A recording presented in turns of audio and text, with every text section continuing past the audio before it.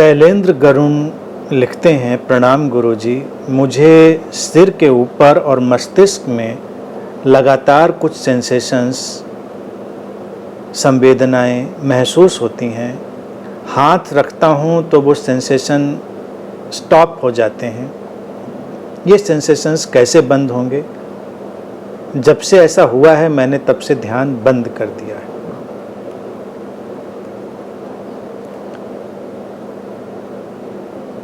व्यक्ति के शरीर मन में बहुत कुछ घटता है, उसको घटने दो, उसमें उलझो नहीं।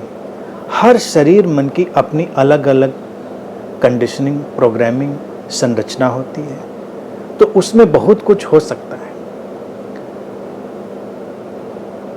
तुम ध्यान में जाते हो तो ध्यान तुम्हारे शरीर मन में एक अलाइनमेंट पैदा करता है, एक समस्वरता, एक लयबद्धता पैदा करता है। और शरीर मन जब समस्वरित होते हैं, लयबद्ध होते हैं, तो कई बार इस तरह के सेंसेशंस हो सकते हैं, इस तरह की प्रतिक्रियाएं हो सकती हैं।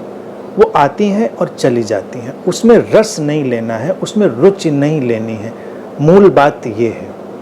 लेकिन होता क्या है, आध्यात्मिक साहित्य में या आध्यात्मिक ऐसी जो चर्चाएं होती हैं उसमें तमाम अनुभवों, अनुभूतियों की बहुत महिमा बता दी जाती है और लोग उसमें उलझ जाते हैं। जैसे भारतीय योग और तंत्र ने जो हमारे अंदर ऊर्जा चक्रों की व्यवस्था करी है, उनके बारे में बताया है और उनका अपना एक उसने पूरा विज्ञान सामने रखा है, तो उसमें वो ये कहना चाहता है कि शरीर मन के संयोग में, उनकी हार्मनी और डिसहार्मनी में, उनकी लयबद्धता और उनके बिखराव में हमारे इस शरीर में कहीं कहीं पर कुछ अलग अलग किस्म की प्रतिक्रियाएं होती हैं। ये शरीर और मन को समझने का एक गहरा विज्ञान रहा जो भारत ने विश्व को दिया। ये भारत का योगदान है। अब हमको क्या करना है, वो बात तो सामने है, लेकिन हमको उसको ना तो महिमामंडित करना है, ना हमको उसको डिस्टॉर्ट करना है, ना अनुभूतियों में उलझना है। कुछ दिन इंतजार करें, शांत रहें। यहाँ पर सब कुछ विदा हो जाता है, कुछ भी टिकता नहीं। अब जैसे मस्तिष्क पे सेंसेशन की और सिर पे सेंसेशन की बात की, क्यों? ज़्यादातर लोग यही रिपोर्ट करते हैं। ज़्यादातर जो लोग ध्यान में जाते हैं वो यही रिपोर्ट करते हैं, क्योंकि थर्ड आई की बड़ी महिमा बता दी गई, आज्ञा चक्र की, कि ध्यान में जाएंगे तो तीसरी आँख खुल जाएगी। और सिर के ऊपर सहस्रार है, जहाँ पर हजारों पंखुड़ियों वाला कमल खुल जाता है, वो अंतिम बिंदु है। और वहाँ पर अगर कोई प्रतिक्रिया होती है तो बहुत, ये देखा जाए, अचीवमेंट की तरह से रखा गया है सामने। अब किसके साथ क्या हो रहा है ये मसला अलग है, लेकिन इसको अगर हम बहुत संवेदनशीलता से देखें, किसी के साथ नेचुरली ऐसा हो रहा है, जैसे मान लो तुम्हारे साथ नेचुरली ऐसा हो रहा है, तो एक बात तय है कि अगर वो नेचुरली हुआ है तो नेचुरली चला जाएगा, उसमें कुछ भी विचलित होने की ज़रूरत नहीं है। लिखा है कि तब से मैंने ध्यान बंद कर दिया है। ध्यान देखिए, अगर हम विधियों की तरह देखेंगे, क्रियाओं की तरह देखेंगे, तो ध्यान में हमको लगेगा कि अच्छा एक क्रिया कर सकते हैं तो एक क्रिया बंद कर सकते हैं। क्रियाएं या विधियां केवल उपकरण हैं, वो ध्यान नहीं है। ये हमेशा ध्यान रखें कि ध्यान की विधियां या क्रियाएं ध्यान नहीं है, स्पष्ट है। तो ध्यान में बने रहें। अगर ध्यान के माध्यम से कोई चीज़ तुम्हारे भीतर पैदा हुई है, तो एक तो शरीर मन का कोई नया अलाइनमेंट पैदा हो रहा होगा, कोई नई समस्वरता पैदा हो रही होगी। अब उस नई समस्वरता को वक्त दें। मेरे लिए ध्यान का सुझाव क्या है? कम से कम आधा घंटा, 1 घंटा रोज शांति से मौन में बैठें। प्रतिदिन शांति से अपने अकर्तापन को महसूस करने की, समझने की कोशिश करें। देखें कि तुम कितने करने वाले हो, कितने नहीं करने वाले हो। इस सब को समझें। पहले बौद्धिक ही सही, लेकिन बौद्धिक ही समझें, कोई अड़चन नहीं। बौद्धिक कई बार इंटेलेक्चुअल अंडरस्टैंडिंग को भी बहुत कंडेमनेशन की तरह से डाल दिया जाता है। नहीं, इंटेलेक्चुअल बहुत इम्पोर्टेंट है, बहुत ही फाइन इंस्ट्रूमेंट है, उसी से तो सब समझ का कार्य व्यापार चल रहा है। अब क्या होता है, कहा जाता नहीं इंटेलेक्चुअल नहीं, तो कुछ अनुभवगत आना चाहिए। अनुभवगत क्या आएगा?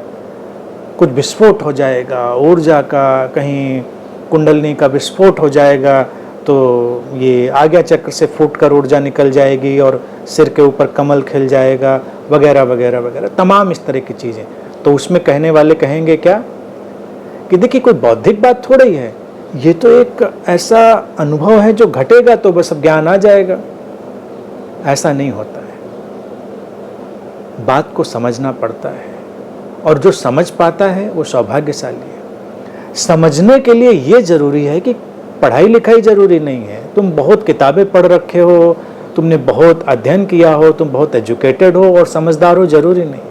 एजुकेटेड होकर भी कोई व्यक्ति बिल्कुल स्टूपिड हो सकता है और बिल्कुल इलिटरेट होकर भी कोई व्यक्ति बहुत वाइज हो सकता है। तो ये केवल एक यात्रा है समझ की, बाकी जीवन को सहजता में स्वीकार करने की। तो बस इसमें काम क्या करना है, ध्यान एज अ टेक्निक बंद कर दें। ध्यान शांति, मौन, अकर्ता स्वभाव में स्थित होने की तरह जारी रखें। आधा घंटा 1 घंटा अपने मौन उसमें बैठें। एक चीज़ ये करें। दूसरी, जो भी घट रहा है उसको पूरी तरह एक्सेप्ट कर लें,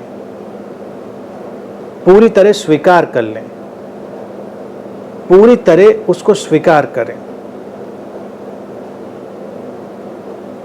लिखते हैं शैलेंद्र कि जब ये घटा था तब कुंडलनी और इन सब के बारे में नहीं जानता था, विपश्यना करता था। ओके फाइन, आप नहीं जानते थे तो भी कोई बात नहीं। और एक चीज़ मैं बता दूं, जब हम नहीं भी जानते हैं तो हमारी हवाओं में इतना कुछ, ये जो कलेक्टिव नॉलेज है वो तैर रहा है। हम भारत में पैदा हुए हैं तो जो कलेक्टिव माइंड हमारा है इसमें बहुत कुछ इंजेक्ट है, बहुत सारी चीज़ें तैर रही हैं, तो वो सब चलती चली आती। और चलो नहीं भी तैर रही हैं तो जैसा कि मैंने कहा एक्चुअली ही अलाइनमेंट में कुछ हो सकता है, तो हो सकता है तो हो सकता है, होने दीजिए, क्या फ़र्क पड़ता है।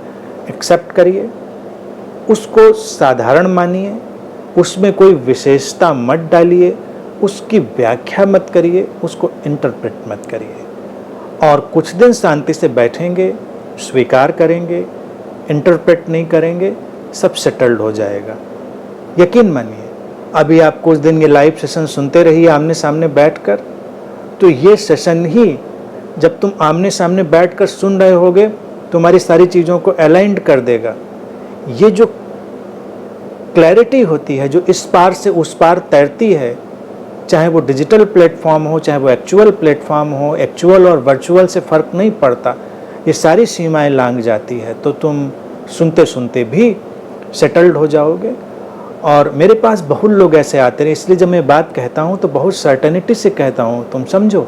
बहुत लोग मेरे पास आते रहे, किसी को कुछ हो रहा है, किसी को कुछ हो रहा है, मैं उनको कुछ उपाय नहीं बताता, मैं कहता हूँ बस ठहरे रहो, ठहरे रहो, कुछ दिन देखो, और धीरे से एक दिन सब सेटल्ड हो जाता है। ये इसलिए अटका होता है क्योंकि अचेतन रूप से हमने उसमें कुछ इम्पोर्टेंस डाल दी होती है, अचेतन रूप से हमने उसको महत्व दे दिया होता है। आप महत्व देना बंद कर दीजिए, सब सेटल्ड हो जाएगा।